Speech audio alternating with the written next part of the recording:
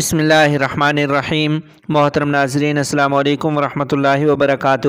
مولانا صوفی عبدالقیوم کی target killing کی تحقیقات میں اہم پیش رفت۔ تفصیلات کے مطابق کراچی کے علاقے گلستان جوہر میں مولانا صوفی عبدالقیوم کی ٹارگٹ کلنگ کی تحقیقات کا دائرہ وسیع کر دیا گیا ہے۔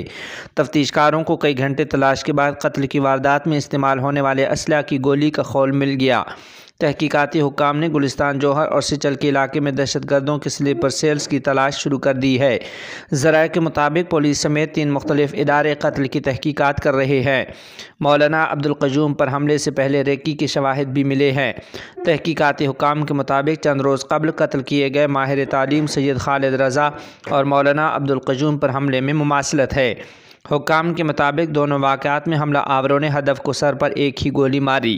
تحقیقاتی حکام کے مطابق دہشت گردی کی دونوں وارداتوں میں ایک موٹر سائیکل پر 2 ملزم شامل رہے۔ دونوں وارداتوں کے ملزموں کے حلیوں میں بھی مماثلت ہے۔